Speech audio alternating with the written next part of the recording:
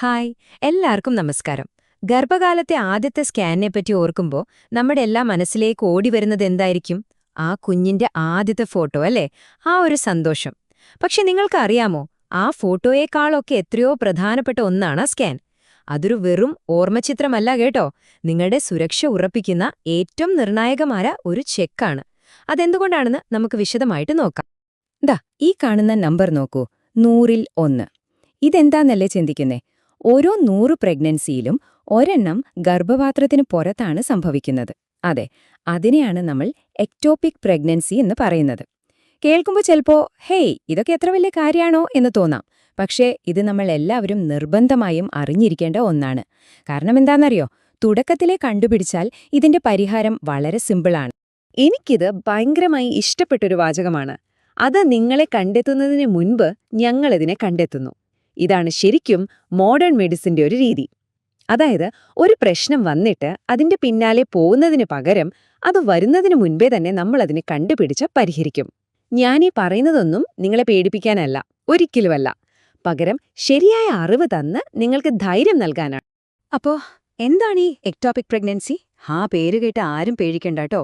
ഇത് മനസ്സിലാക്കാൻ വളരെ എളുപ്പമുള്ളൊരു വഴിയുണ്ട്.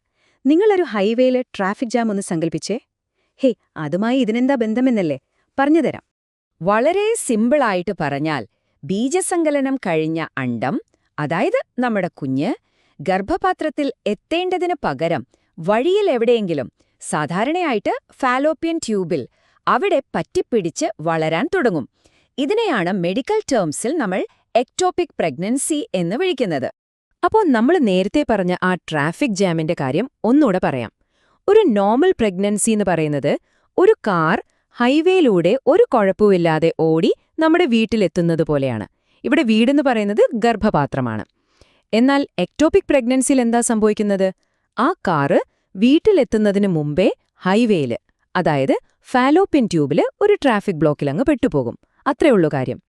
അപ്പൊ ഇവിടുത്തെ യഥാർത്ഥ പ്രശ്നം എന്താണെന്ന് വെച്ചാൽ, ഫാലോപ്യൻ ട്യൂബ് എന്ന് പറയുന്നത് വെറുമൊരു വഴിയാണ്, അതൊരു വീടല്ല. വളർന്നു വരുന്ന ഒരു കുഞ്ഞിനെ താങ്ങാനുള്ള കഴിവൊന്നും അതിനില്ല. അപ്പോൾ പ്രഗ്നൻസി അവിടെ വളരുംതോറും ആ ട്യൂബ് പതിയെ വലിഞ്ഞു പൊട്ടിപ്പോകാൻ സാധ്യതയുണ്ട്. അത് വളരെ അപകടകരമായ ഇന്റേർണൽ ബ്ലീഡിംഗിലേക്ക് നയിക്കും.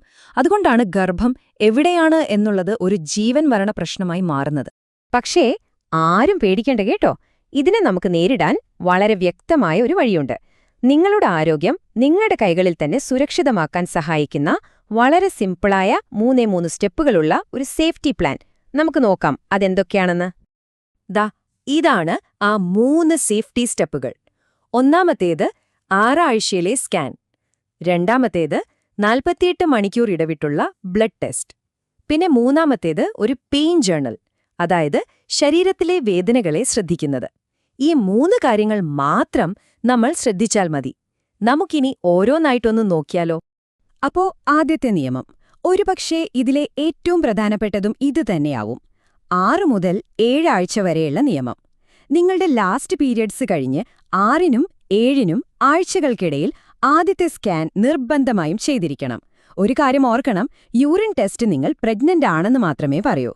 പക്ഷേ ആ പ്രഗ്നൻസി സേഫായ സ്ഥലത്താണെന്ന് ഉറപ്പിച്ചു പറയാൻ ഒരു സ്കാനിന് മാത്രമേ കഴിയൂ. അത് വളരെ പ്രധാനപ്പെട്ട കാര്യമാണ്. ഇനിയിപ്പോ നിങ്ങൾ സ്കാൻ ചെയ്തു, പക്ഷെ ഗർഭപാത്രം കാലിയായിട്ടാണ് കാണുന്നത്. യൂറിൻ ടെസ്റ്റ് ആണെങ്കിൽ പോസിറ്റീവുമാണ്. അപ്പോൾ പേടിയാവില്ലേ? ഒരു പേടിയും വേണ്ട. അവിടെയാണ് നമ്മുടെ രണ്ടാമത്തെ നിയമം വരുന്നത്, 48 മണിക്കൂർ ബീറ്റ HCG റൂൾ.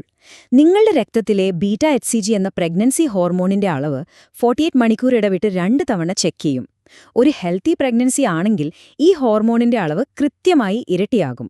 അഥവാ അങ്ങനെ ആകുന്നില്ലെങ്കിൽ എന്തോ ഒരു പ്രശ്നമുണ്ടെന്ന് നമുക്ക് വളരെ നേരത്തെ തന്നെ മനസ്സിലാക്കാൻ പറ്റും. ഇനി മൂന്നാമത്തെ നിയമം, ഇത് നിങ്ങൾ സ്വയം ചെയ്യേണ്ട ഒന്നാണ്. നിങ്ങളുടെ ശരീരത്തെ ശ്രദ്ധിക്കുക. ഒരു പെയിൻ ജേർണൽ സൂക്ഷിക്കുക. നോക്കൂ, പ്രഗ്നൻസിയുടെ തുടക്കത്തിൽ ചെറിയ വയറുവേദനയൊക്കെ സാധാരണയാണ്. പക്ഷേ നിങ്ങൾ ശ്രദ്ധിക്കേണ്ടത് ഇതാണ്: വിശ്രമിച്ചിട്ടോ കുറച്ച് ചൂട് വെച്ചിട്ടോ ഒന്നും മാറാത്ത വയറിന്റെ ഒരു സൈഡിൽ മാത്രമായിട്ട് വരുന്ന ഒരു കഠിനമായ വേദന, അതിനെ ഒരിക്കലും നിസ്സാരമായി കാണരുത്. അങ്ങനെ എന്തെങ്കിലും തോന്നിയാൽ ഉടൻ തന്നെ ഡോക്ടറെ അറിയിക്കണം. ഈ ഒരു വിഷയത്തെപ്പറ്റി ഒരുപാട് തെറ്റിദ്ധാരണകൾ നമ്മുടെ നാട്ടിലുണ്ട്. അപ്പം നമുക്ക് അതിലെ കുറച്ച് മിഥ്യാധാരണകളും അതിന്റെ യാഥാർത്ഥ്യങ്ങളും എന്തൊക്കെയാണെന്ന് നോക്കാം. കാരണം നമ്മളെ ഭയപ്പെടുത്തുന്നതല്ല, ശരിയായ അറിവാണ് നമുക്ക് വേണ്ടത്. ഒന്നാമത്തെ തെറ്റിദ്ധാരണ: അയ്യോ, ഞാൻ ഇന്നലെ ആ ഭക്ഷണം കഴിച്ചതുകൊണ്ടായിരിക്കും ഇങ്ങനെ വന്നത്. ഒരിക്കലുമല്ല. നിങ്ങൾ കഴിക്കുന്ന ഭക്ഷണവുമായി ഇതിന് ഒരു ബന്ധവുമില്ല. ഇത് തികച്ചും ബയോളജിക്കലാണ്. ഇനി രണ്ടാമത്തേത്, നമ്മുടെ നാട്ടിൽ സ്ഥിരം കേൾക്കുന്ന ഒന്നാണ്, കണ്ണു തട്ടാതിരിക്കാൻ 3 മാസം കഴിഞ്ഞിട്ട് ഡോക്ടറെ കാണാമെന്ന്. ദയവ് ചെയ്ത് അങ്ങനെ ചിന്തിക്കുക പോലും ചെയ്യരുത്. അത് വളരെ അപകടമാണ്. എത്രയും നേരത്തെ കണ്ടുപിടിക്കുന്നോ അത്രയും സേഫാണ്. പിന്നെ ഒരുപാട് പേർക്ക് സംശയമുള്ള ഒരു കാര്യമുണ്ട്. ഡോക്ടറെ, ആ കുഞ്ഞിനെ അവിടുന്നെടുത്ത് ഗർഭപാത്രത്തിലേക്ക് മാറ്റിവെച്ചൂടെയെന്ന്? ഇല്ല. നിർഭാഗ്യവശാൽ ഇന്നത്തെ മെഡിക്കൽ സയൻസിൽ അതിനൊരു മാർഗമില്ല. ഇവിടെ നമ്മൾ എപ്പോഴും മുൻഗണന കൊടുക്കുന്നത് അമ്മയുടെ ജീവനാണ്. ശരി, ഇനി നമ്മൾ സംസാരിക്കാൻ പോകുന്നത് വളരെ വളരെ പ്രധാനപ്പെട്ട ഒരു കാര്യത്തെപ്പറ്റിയാണ്. ഒരു നിമിഷം പോലും വൈകാതെ നിങ്ങൾ എമർജൻസി റൂമിലേക്ക് പോകേണ്ട ചില ലക്ഷണങ്ങൾ. ഇതിനെ നമുക്ക് കോഡ് റെഡ് വാർണിംഗ് സൈനുകൾ എന്ന് വിളിക്കാം. നിങ്ങളുടെ പ്രഗ്നൻസി ടെസ്റ്റ് പോസിറ്റീവ് ആണെങ്കിൽ ഇനി ഞാൻ പറയാൻ പോകുന്ന ഏതെങ്കിലും ഒരു ലക്ഷണം നിങ്ങൾക്ക് അനുഭവപ്പെട്ടാൽ ഡോക്ടറെ വിളിക്കാൻ നാളെ രാവിലെ ആകട്ടെ എന്നൊന്നും വിചാരിക്കരുത്. കാത്തു നിൽക്കരുത്. ഉടൻ തന്നെ അടുത്തുള്ള എമർജൻസി റൂമിലേക്ക് പോവുക. ഈ 4 ലക്ഷണങ്ങൾ വളരെ ശ്രദ്ധിച്ചു കേൾക്കണം. ഒന്നാമത്തത്, വയറിന്റെ ഒരു സൈഡിൽ മാത്രമായി വരുന്ന, സഹിക്കാൻ പറ്റാത്ത അത്രയും ഷാർപ്പായ വേദന. 2, പെട്ടെന്നുണ്ടാകുന്ന തലകറക്കം അല്ലെങ്കിൽ ബോധം പോകുന്നതുപോലെ തോന്നുന്നത്. 3, പീരിയഡ്സ് ബ്ലഡ് പോലെയല്ലാതെ കടും തവിട്ട് നിറത്തിൽ പ്രൂൺ ജ്യൂസ് പോലെ വെള്ളം പോലെയുള്ള സ്പോട്ടിംഗ്. 4, തോലെല്ലിന്റെ അറ്റത്ത് വരുന്ന വേദന. ഈ പറഞ്ഞ 4 എണ്ണത്തിലെ ഏറ്റവും അപകടകരമായ ഒരു ലക്ഷണമാണ് തോളെല്ലിന്റെ അറ്റത്തുള്ള വേദന. നമ്മുടെ കൈ തോലുമായി ചേരുന്ന ആ ഒരറ്റത്ത് വേദന വരുന്നത്. അത് വയറിനുള്ളിൽ രക്തസ്രാവമുണ്ടാകുമ്പോഴാണ്. ആ ബ്ലഡ് ഡയഫ്രത്തിൽ തട്ടുമ്പോഴാണ് ഈ വേദന വരുന്നത്. ഇത് വളരെ ഗുരുതരമായൊരു ലക്ഷണമാണ്. ഉടൻ തന്നെ മെഡിക്കൽ സഹായം തേടണം. അപ്പോ ഇത്രയൊക്കെ കേൾക്കുമ്പോൾ ചിലർക്കെങ്കിലും ചെറിയൊരു പേടി തോന്നിയേക്കാം. അത് സ്വാഭാവികമാണ്. പക്ഷേ നമ്മളീ ചർച്ച അവസാനിപ്പിക്കുമ്പോൾ നിങ്ങളുടെ മനസ്സിലുണ്ടാകേണ്ട ഒരേ ഒരു ആശയം ഇതാണ്: അറിവ് ഭരമല്ല, അത് ശക്തിയാണ്. ശരിയായ വിവരങ്ങൾ നമ്മുടെ കയ്യിലുണ്ടെങ്കിൽ നമുക്ക് പേടിയെ നിയന്ത്രിക്കാൻ പറ്റും, നമ്മുടെ ആരോഗ്യത്തെ സംരക്ഷിക്കാൻ പറ്റും. ശരിക്കും അറിവില്ലായ്മയാണ് നമ്മളെ ഏറ്റവും കൂടുതൽ ഭയപ്പെടുത്തുന്നത്, അല്ലേ?